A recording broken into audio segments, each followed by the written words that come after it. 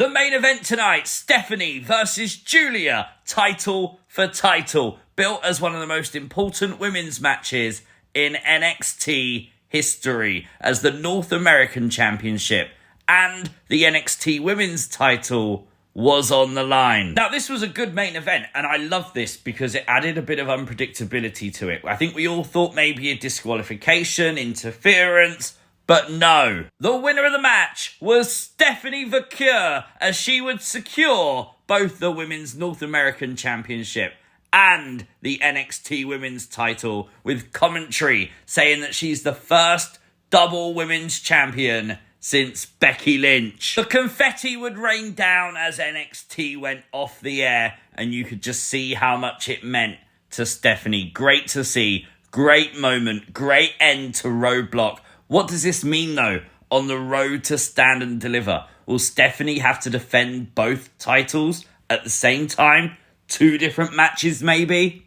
And what's the future of Giulia? This is things you might have missed from WWE NXT Roadblock. Make sure you hit the like button, and if you are new to the channel, hit the subscribe button too. The Hardy Boys took on Fraxiom in the very first match, and it was an absolute dream match. Genuinely, big pop for the Hardy Boys.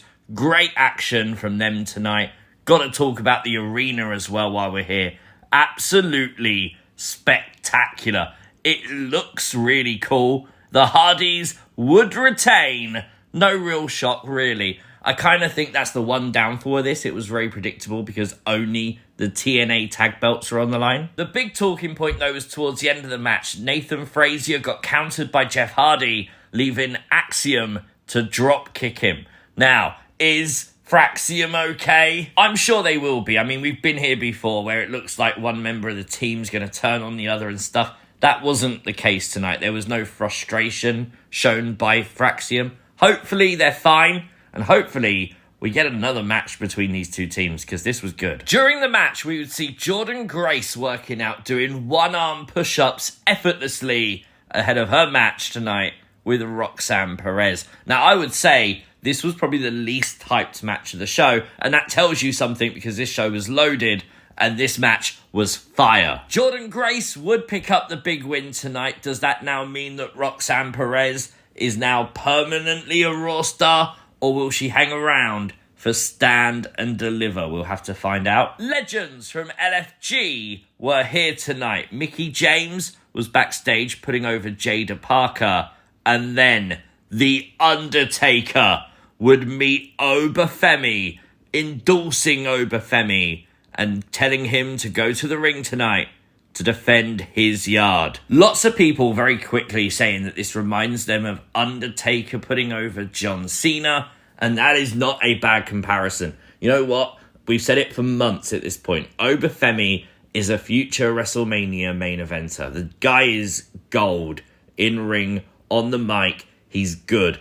And you know what? An endorsement from Undertaker certainly never hurts. All the fan support and all the aura in the world, that's exactly what Oba Femi would do tonight with his NXT title on the line against Moose. Really solid match, just 2 big men beating the holy hell out of each other. Very fun to see. Oba Femi would retain. Once again, I'll say the same thing about the tag match. Very predictable with only the NXT title on the line. I kind of feel like maybe, a swerve would have been nice here, maybe. Important to say, though, don't take anything away from Oba Femi. Tonight was a star-making performance. The great match is one thing. The endorsement from Undertaker is another thing.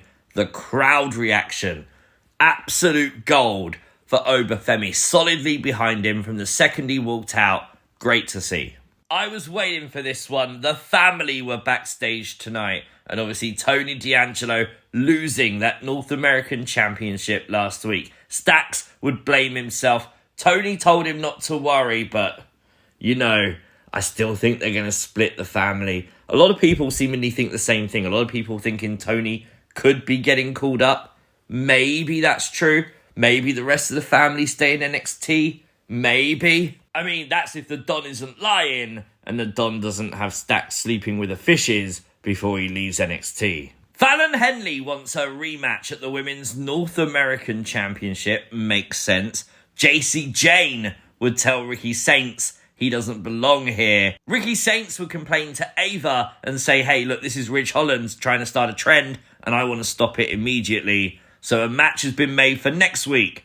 Ricky Saints versus Ridge Holland. Interesting interaction again, though, between Ricky Saints and Ethan Page. So hopefully we get this kind of feud going forward, maybe. I think this would be a great first proper feud for Ricky in WWE. Before that's even in our imaginations, though, tonight Ethan Page took on Javon Evans in a street fight. And you know what? This really did feel like these two men hated each other, as both would go to one extreme to another, trying to hurt their opponent. Javon Evans, that insane dive over the top rope, landing on Ethan Page, going over the announce table. Just absolutely brilliant to watch. And of course, the match would end as Javon Evans would use a cutter to a set-up chair with Ethan Page's face round in the middle of it. Javon Evans picking up the big win tonight.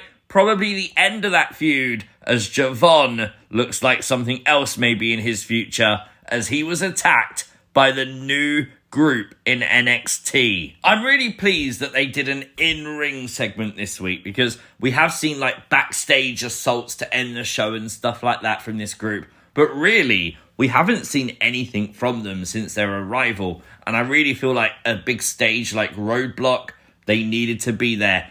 I kind of hope now that we start getting some answers. I want to know the group's name. I want to know what they're all about. I want to know why they're attacking the people they're attacking. I want to know these things, because then you can form a pattern and actually see if they're successful or not. So yes, I want more, but I liked what we got tonight. Hopefully in the next coming weeks, before we get to Stand and Deliver, we find out those things and they have a big match on the big stage. Next week, Chelsea Green will defend her WWE Women's United States Championship against Sol Arica. If you're new to NXT and you're watching Roadblock for the first time tonight, this isn't random. Sol Arica pinned Chelsea Green in tag action last week. Shawn Spears would have a segment tonight where he would be talking to the members of his group.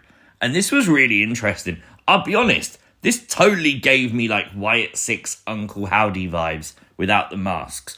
It kind of felt like a cult. It felt like these people were doing the work of Shawn Spears. They kept talking about 4 people united to do one thing. Just reminded me of Schism, 4 roots, 1 tree. Most importantly, we found out the name of Shawn Spears' new group, the CULLING. I think this is really cool. What do you think about it? Let me know in the comments down below. And the CULLING will be in action next week against the Family, as Shawn Spears orders them to take their hearts. Loud boos tonight for Eddy Thorpe. A lot of people sleep on Eddy Thorpe and say, oh, he's nothing, blah, blah, blah. Do you know what? As a heel, this character works.